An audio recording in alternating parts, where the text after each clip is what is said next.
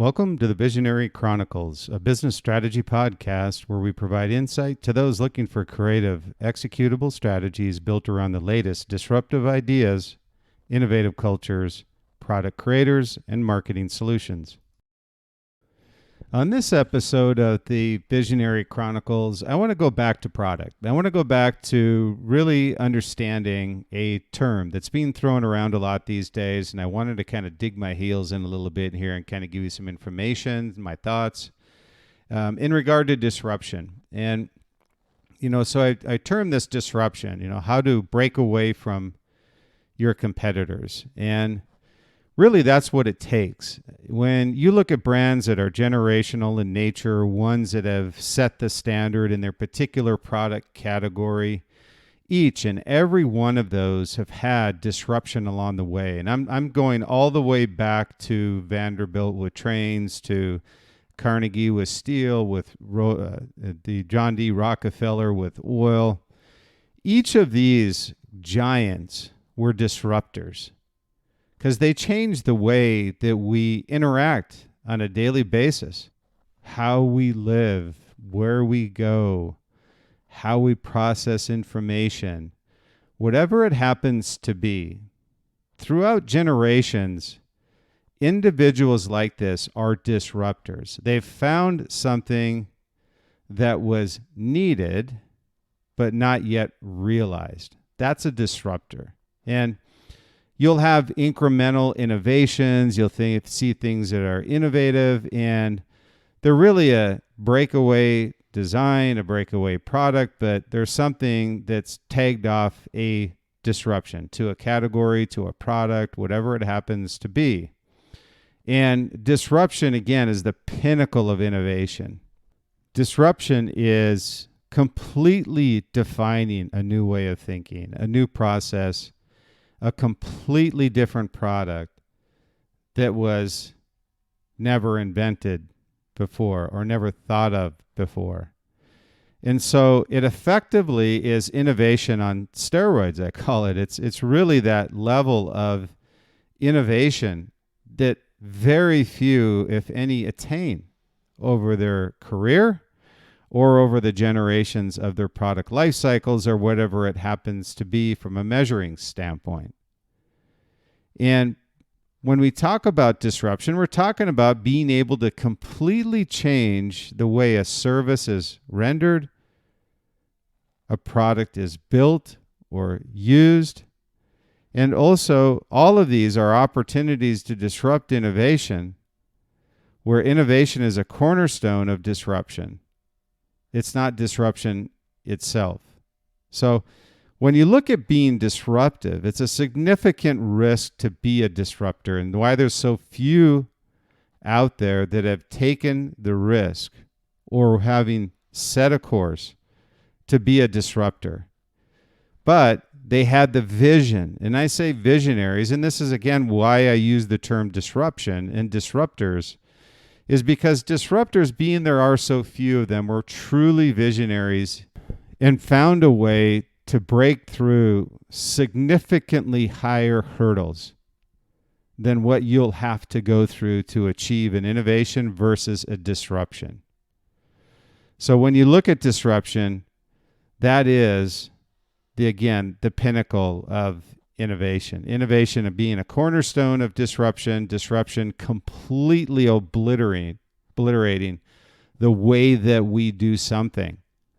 And so whether it be a service, whether it be a product, whether it be anything that is new and something that makes our life easier, and also that builds a lifestyle that we would like to have as a result of this product being realized. So very few brands can make that claim to being disruptors. Innovators, yes. But when you talk about disruption and the true definition of disruption, no. So when you look at disruptions, iPhone was a disruptor. Tesla was a disruptor. The stealth fighter was a disruptor.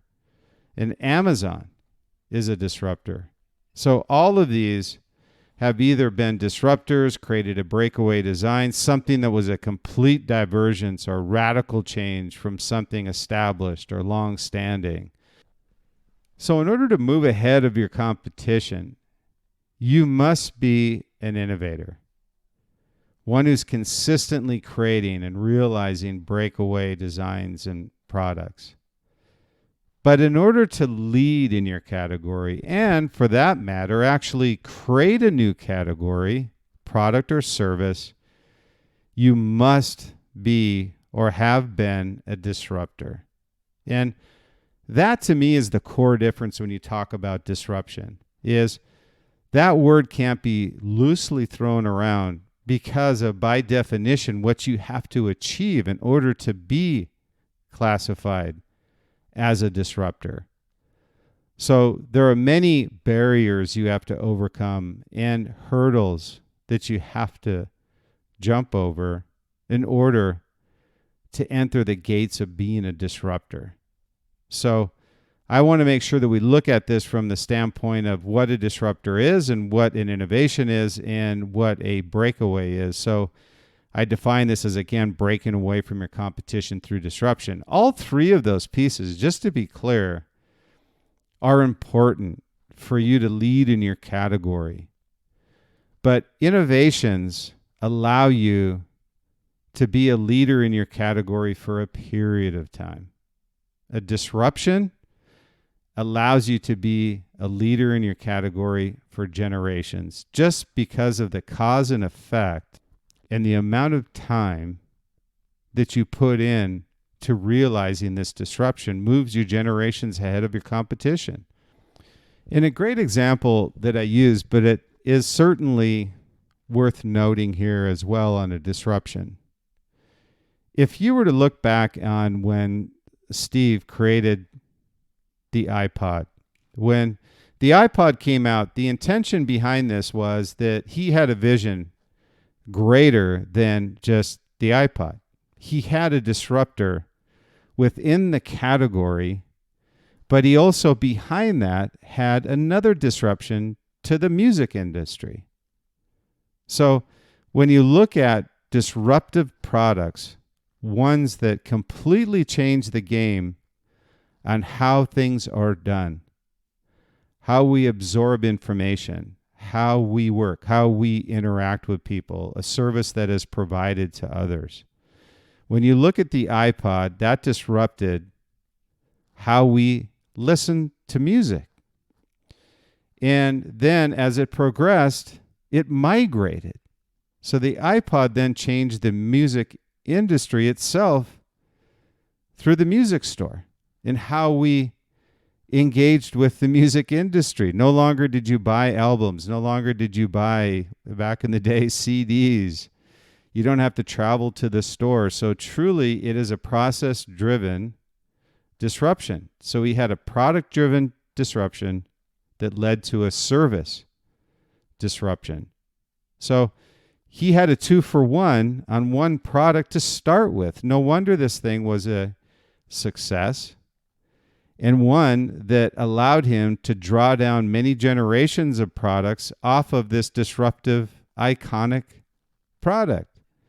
Being able to take that flagship disruptive product and draw this down over the supply and demand curve to different generations of consumers, and to have a community built off of passion for what Apple was looking to do, and then be able to change the way the music industry is absorbed by consumers, make it more convenient, make it cheaper, have a different process of how it's purchased and how it is used on the device that we purchase from someone like an Apple.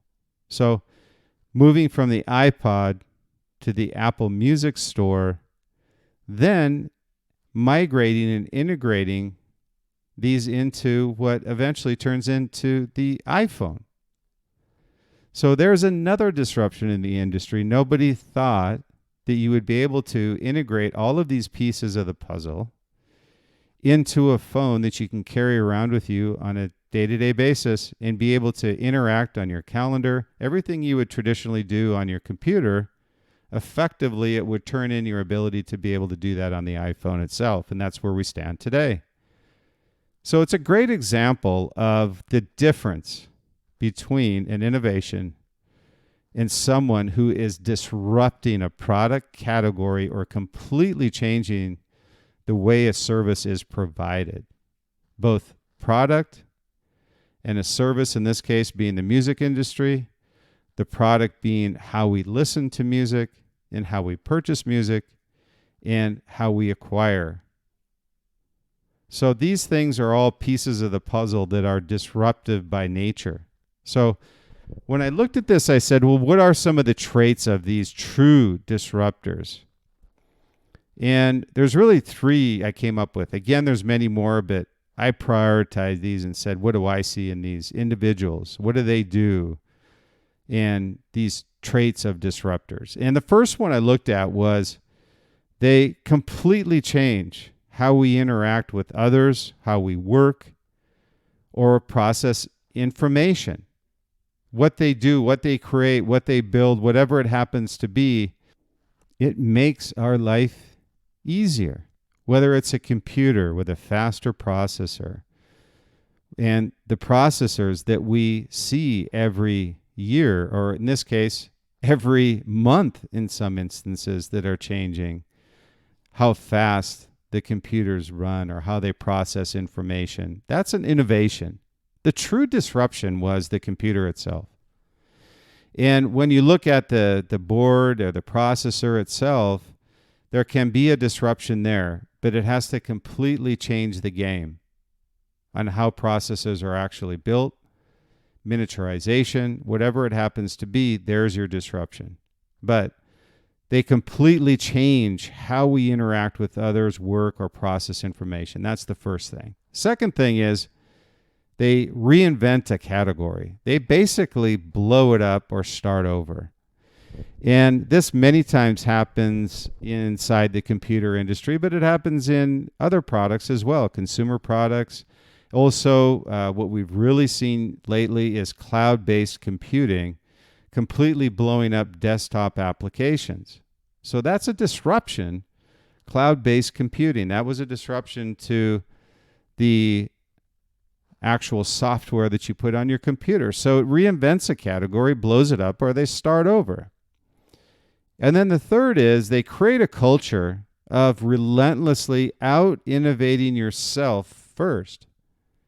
And if you look at all great brands, very few of them look at what their competitors are doing when they're looking forward to what they need or see has to be done.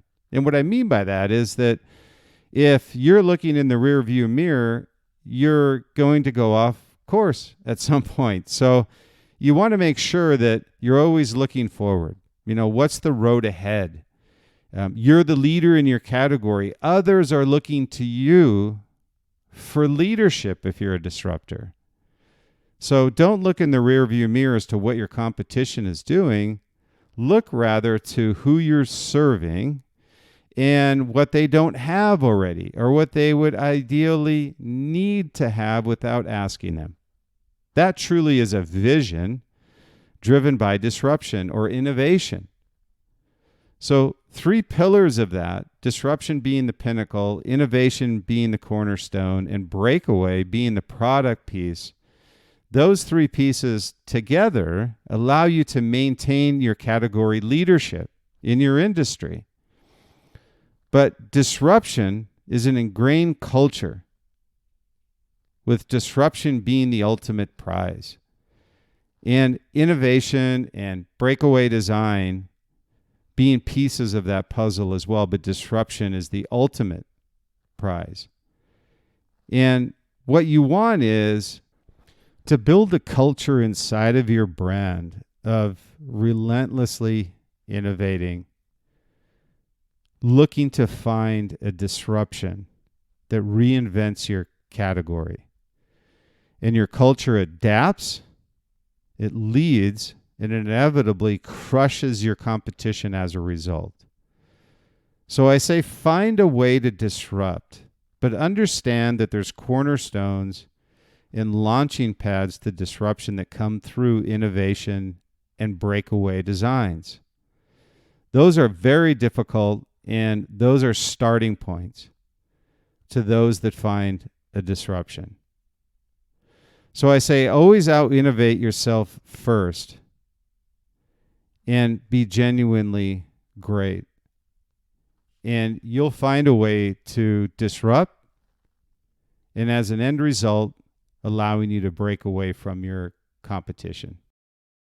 I want to thank you for listening to the Visionary Chronicles. I really appreciate your time. I know that you've got a lot of other things on your plate, and I really appreciate you taking time out of your day to listen to the Visionary Chronicles, so thank you. Our intent in creating the Visionary Chronicles was really to address not only critical business issues, but also personal plus professional issues that business owners, entrepreneurs face on a day-to-day basis. So if you could and you like what you hear, certainly the support helps, and the reviews are tremendous. So we really appreciate all those of you who have given us reviews. And as we move forward and you give us a review, we're going to be giving away some product as a thank you for those reviews, and also take a look at the Visionary interviews, Visionary Chronicles interviews that we have coming up as well. So if you have somebody who you feel would be a good subject for the Visionary Chronicles, we'd appreciate you having them reach out to us as well. They can go to my site, Brian Smeltzer, BryanSmeltzer.com. Go to the podcast section and you'll see the Visionary interviews. So again, thank you for your time. I appreciate it as always, and look forward to our next Visionary Chronicles podcast.